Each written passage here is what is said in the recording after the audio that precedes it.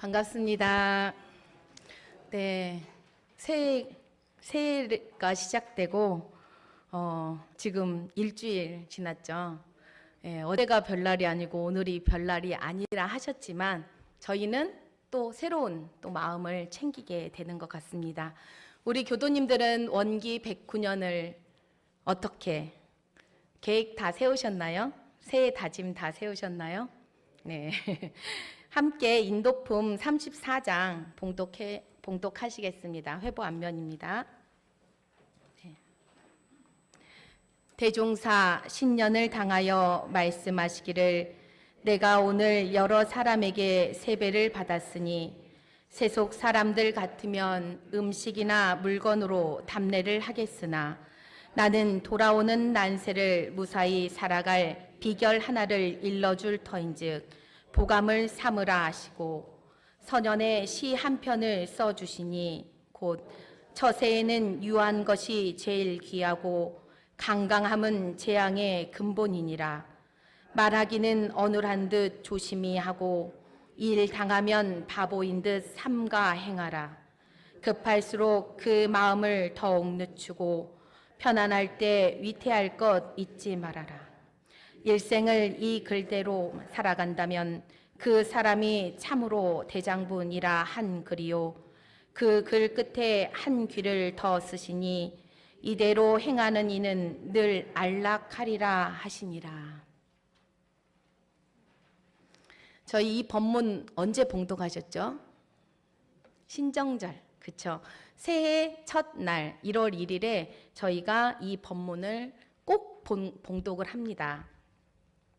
아까 새해 공부 표준 정하신 분도 있으시고 또 하루하루 살아가시면서 표준을 또 점검해 가시는 분도 계실 것입니다. 저도 이렇게 다이어리를 딱 사서요. 이렇게 첫 장을 딱 넘기면 이렇게 이렇게 새해 다짐을 적는데요. 우리 또 신년 전산 종보사님의 신년 법문이 있죠. 우리 모두 개벽 성자로 삽시다라는 법문을 여기다 두고요. 그 다음에 저도 인도품 34장을 마음에 새기면서 그 1년 동안 다이어리를 쓰면서 이 앞장을 제가 마음에 새기는 시간이 있는데요. 우리 오늘 교화단 마음공부 책에도 실려 있습니다. 난세를 무사히 살아갈 비결. 대종사님께서도 얘기하시고 이 자리에 섰던 모든 교무님들께서 1년에 한 번씩은 꼭 해주셨던 법문들입니다. 왜 우리가 계속 할까요? 우리는 오래오래 하라고 하셨죠. 우리 공부는. 네. 그래서 이 난세를 무사히 살아갈 비결인데 몇 글자 이 선현의 시와 대종사님이 붙이신 한 귀절까지 이 구절은 우리가 경계를 대할 때마다 내가 강해지려고 할 때도 한번 내가 나는 부드럽게 하고 있는가 이렇게 점검을 해보는 시간이 됐으면 좋겠어서 다시 한번 우리 교도님께서 저번에 교감님이 말씀하셨는데요, 설교하셨는데요 하셨어요. 저도 알고 있고요. 그 교감님이 말씀하신 설교도 여러분이 마음에 새기시고 또 제가 공부한 내용을 또 여러분들도 새기시고 또 여러분들이 공부한 내용을 누구에게 전달해 주셔야 될까요? 자녀들에게.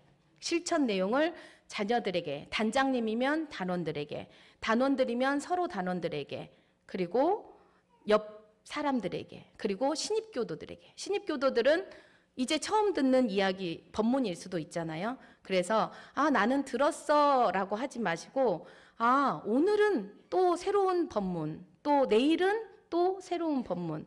하루하루 우리가 그 법문과 내 생활이 딱 일치가 됐을 때 그 법문이 더 새롭게 와닿는 것 같습니다. 그래서 더욱더 신년 법문은 저희에게 더 소중한 법문이 되는 것 같은데요.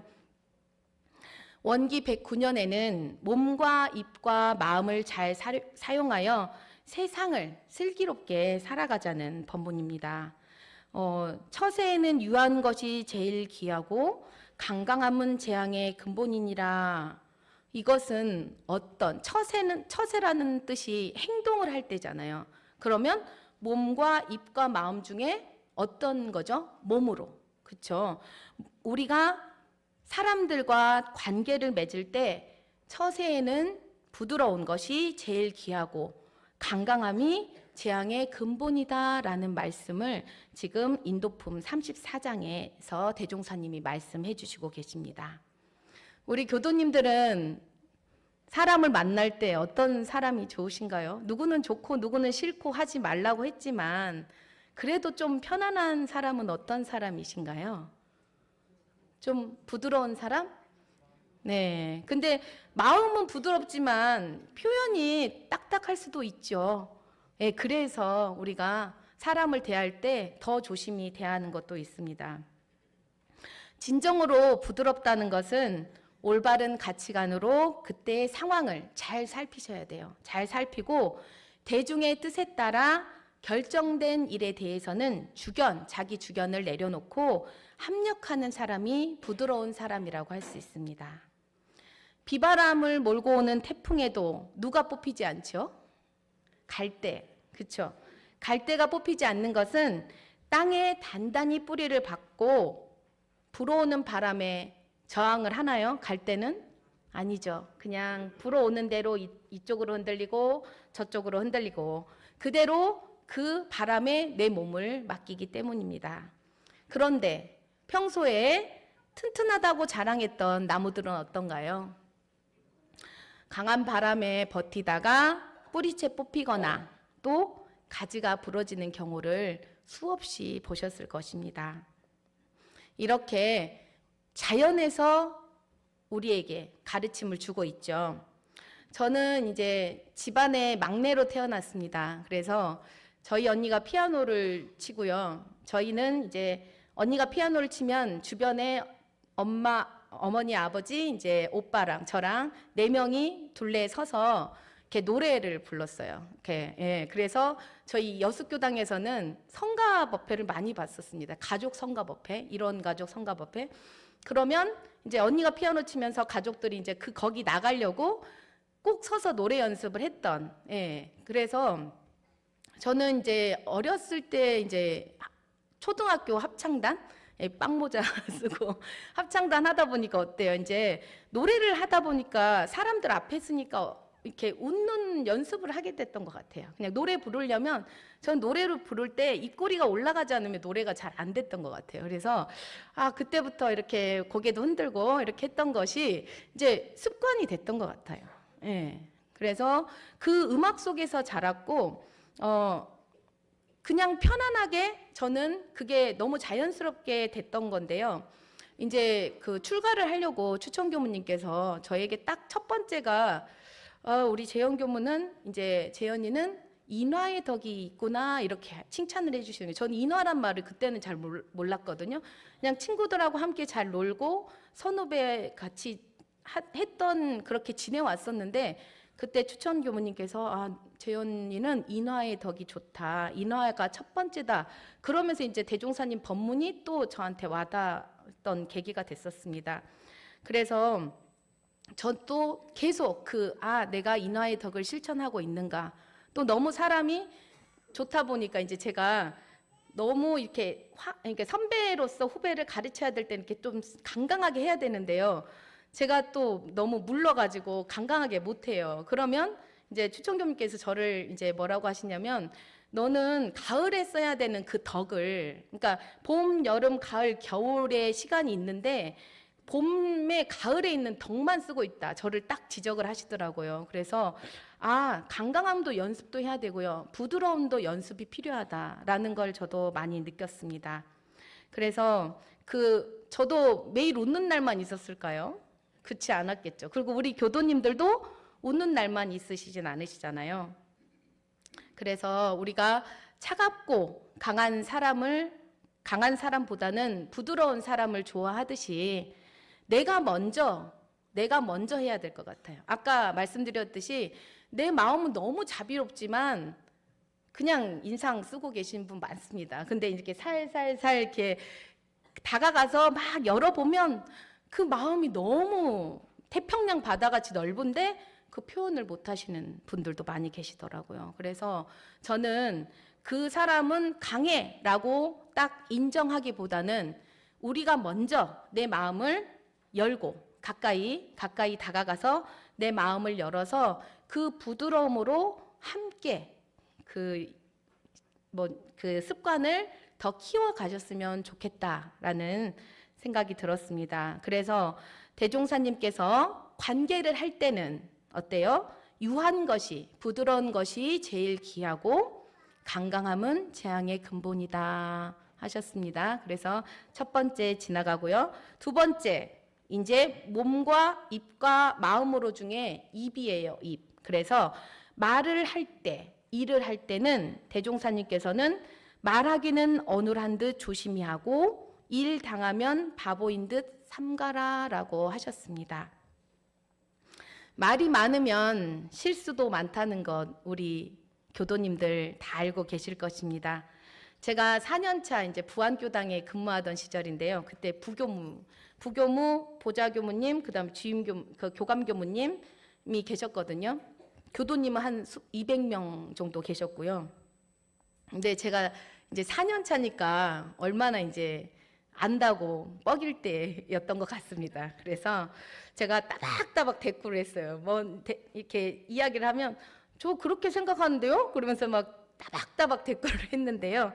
이제 보좌교무님 저를 딱 부르시는 거예요. 그래서 조금 말을 좀 삼갔으면 좋겠다 그 말씀을 하시는 거예요. 그래서 그때 제가 내가 말을 그 사람 말 끝나기도 전에 막 대답을 막 하고 있더라고요. 그래서 그 젊은 청춘에 그래서 돌아보는 시간이 됐던 시간도 있고요. 그런데 이제 그때부터 사람들이 말을 할 수 있게 제가 기다려준다 하면서 말을 안 하는 게 또 유념을 잡다 보니까 어느 순간에 말을 안 하고 있는 거예요. 그래서 회화 시간에는 말을 해야 되잖아요.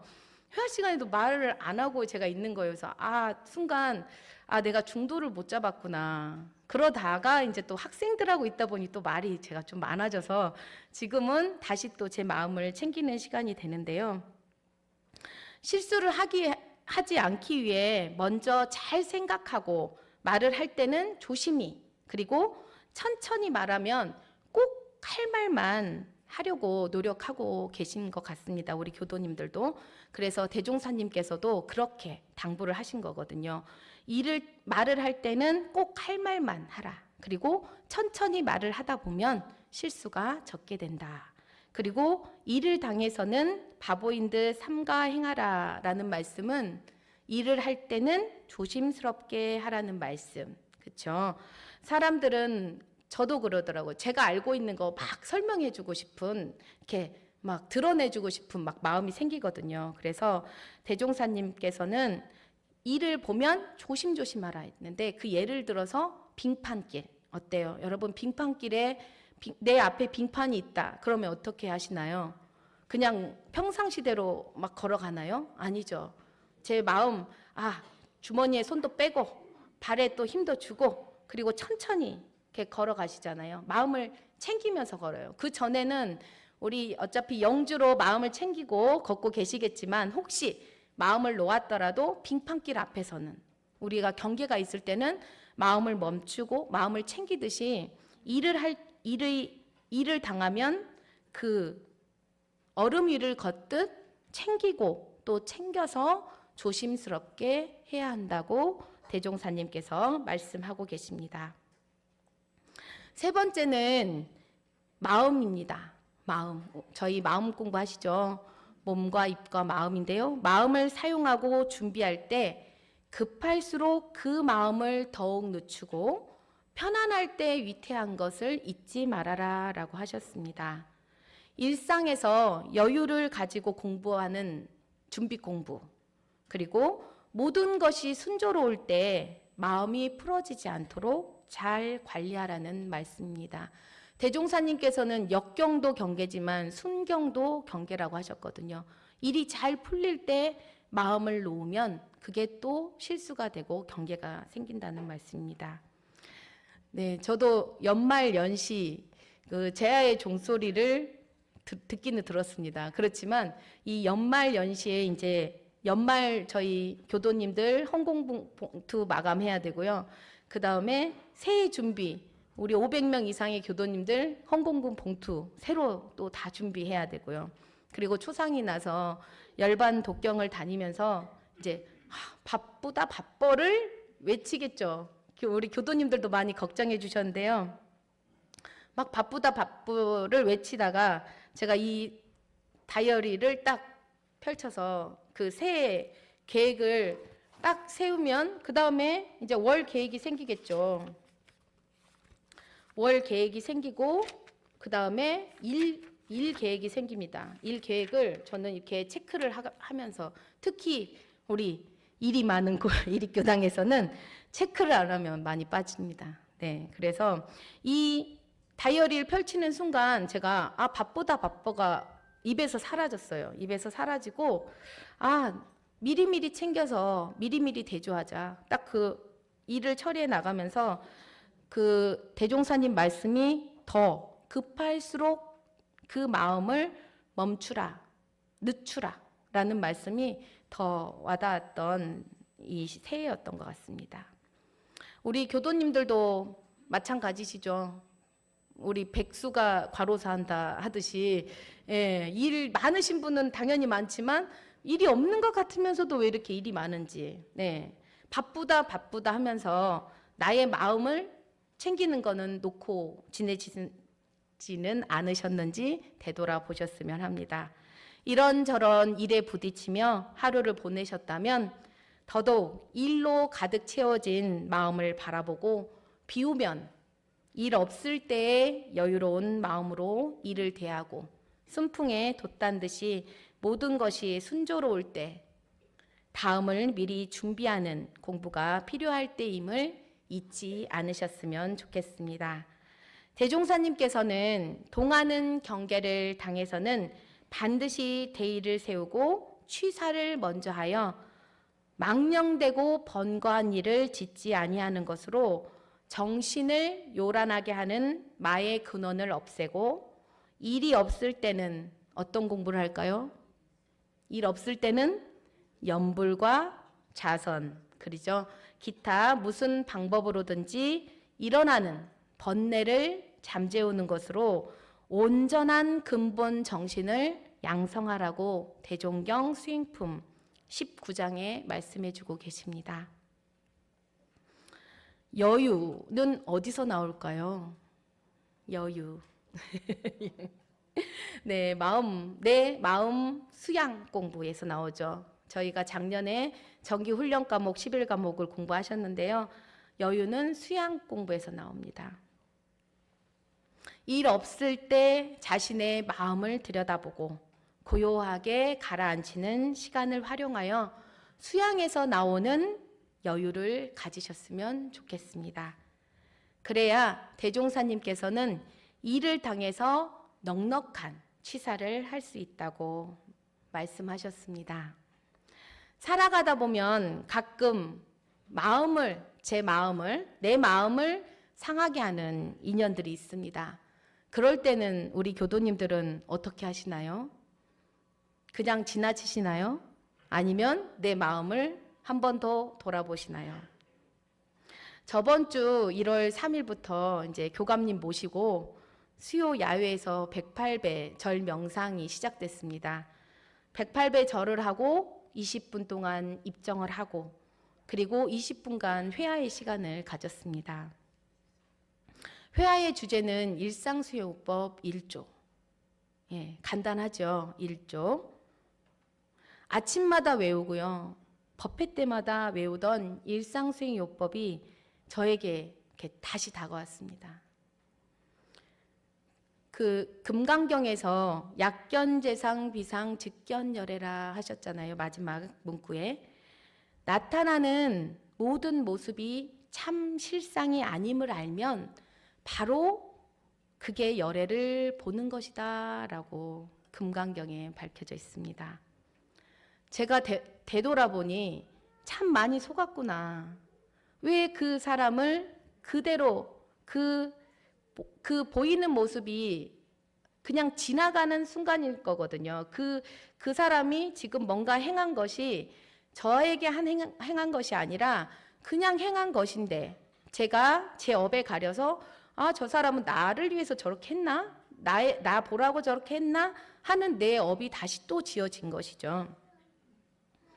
실상은 그게 아닌데 내 업으로 그 인연을 바라봤구나라는 그 느낌이 들었습니다. 그러면서 아, 올해 다시 우리가 일상수행요법 너무 쉽게 주변에 있죠.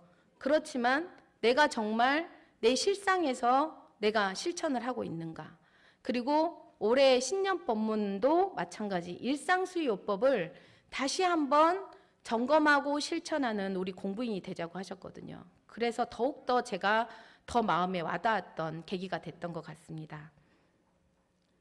마음의 여유를 가지고 대하면 나에게 다가오는 모든 인연은 상생의 인연이 되고 또한 내 마음을 보고 마음을 비우는 공부를 한다면 편안한 공부가 될 것이라고 생각됩니다.